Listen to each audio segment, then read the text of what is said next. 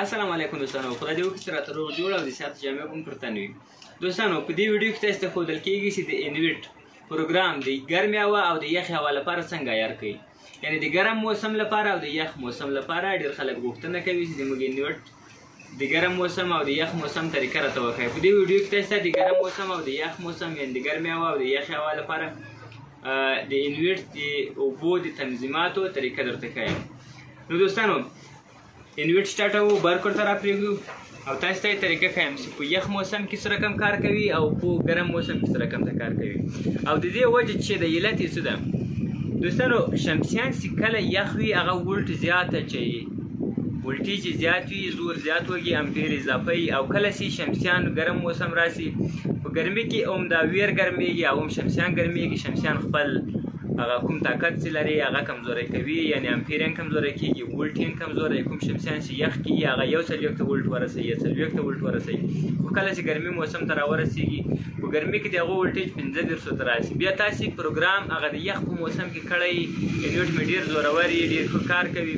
کله چې موسم ګرم راسي نو دی یا اوبه مړې کوي یا یې مخ پرېږدي، نو تاسې مجبوره یاست بېرته بل پروګرام ورته وښایي. او که چېرته تاسې په ګرم موسم کې پروګرام ورته کړی، په ګرمۍ کې مې انویټ ته پروګرام کړی، شمسیان چې ګرم وي ګرم په موسم کې پروګرام شوی، نو بیا چې کله تاسې د یخ موسم ته ولاړ شئ په هغه وخت کې بیا تاسې انویټ جټکه کوي یا ټریپ ورکوي، یو فالټ راوړي، نو هغه پروګرام یې درته ښایم چې څنګه کېږي.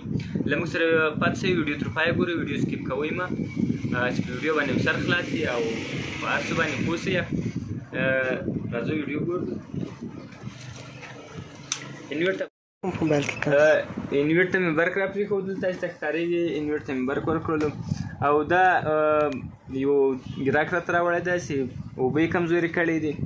نو د دې طریقه هغوی په یخ موسم کې پروګرام ورته کړی، اوس غواړي چې د ګرمۍ لپاره یو بل پروګرام ورته وکړو.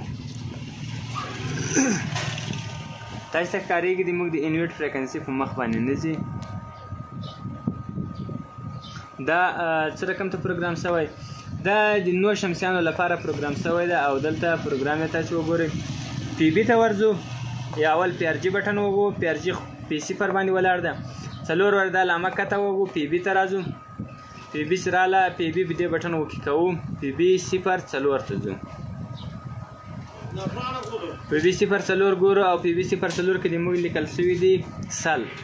دا ولټیج خو د موږ په هغه وخت کې لیکل شوي وي چې موږ د شمسیانو ولټ لوړ وای، زیات وای. کله چې د ګرمۍ موسم رال د موږ شمسیان خپل طاقت له لاسه ورکوي، یو څه کمزوري کېږي، نو دا درجه باید موږ راکمه کړو. که شمسیان ډېر ضعیف شوي 10% کمه کړو، او که لږ ضعیف شوي بیا 15% باید کمه کړو. دا موږ په نوي باندې لګوو، صحیح ده. اوس تاسو ته ګورو چې د موږ پروګرام څنګه کېږي. له پروګرام څخه موږ نور وځو او برق ته راپرېږدو. ګورئ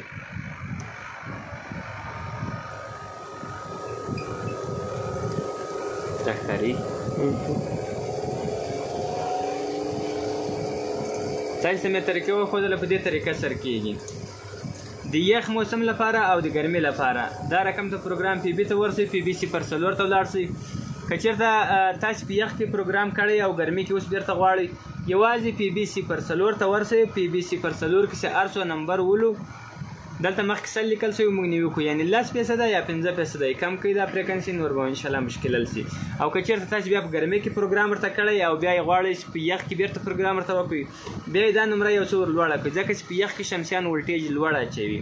نو دوستانو دا د یخ او د ګرمۍ په باره کې معلومات وو. که مې ویډیو خوښه شوي چینل سبسکرایب کړئ، ویډیو لایک کړئ، ښایسته کمنټ ورکړئ.